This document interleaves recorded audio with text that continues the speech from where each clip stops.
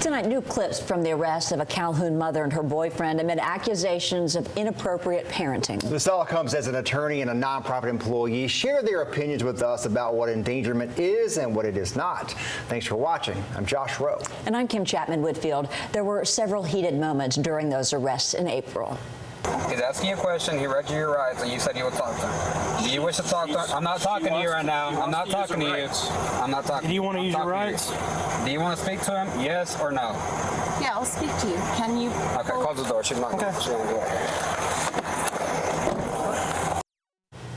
Here's a look at some of those Home Alone guidelines from the Georgia Division of Family and Children's Services. Children 8 years old or younger should never be left alone. Children between the ages of 9 and 12 may be left alone for brief periods. The children 13 and older can be left as babysitters, but they should not babysit infants or children with special needs. Children 15 and older may be left alone overnight. Ray Criado was here when we filed a Freedom of Information request with police.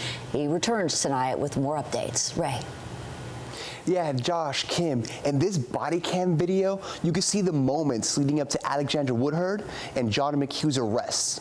Now, they originally faced charges of cruelty to children in the first degree, but Woodhard's attorney tells us those charges have changed. You have the right to remain silent. Anything you say or do can be used against you in the court of law. Initially charged with cruelty to children. Cruelty to children? Seriously? Seriously.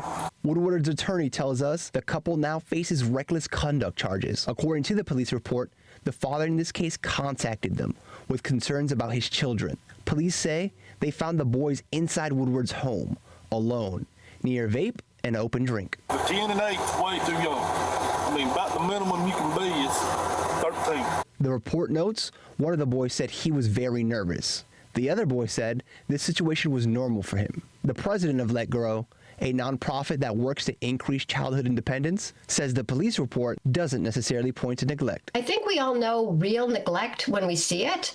And I think that we know that this wasn't neglect. But what does the law say? Georgia law defines reckless conduct as a person who causes bodily harm to or endangers the bodily safety of another person by conscientiously disregarding a substantial and unjustifiable risk. An attorney who's not involved in this case says the older child's maturity level could be an important factor in court. It's going to be a subjective standard. It's going to be whether this 10-year-old was responsible enough to be at home, with his 8-year-old brother or sister and care for them. Attorney Bill Speak says Woodward could face more legal trouble if the jury doesn't find the child responsible enough. Most importantly, they're facing losing their kid.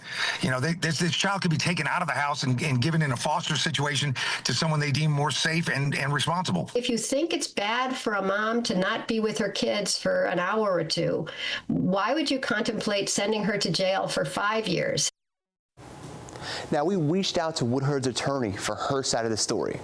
That's available now on newschannel9.com.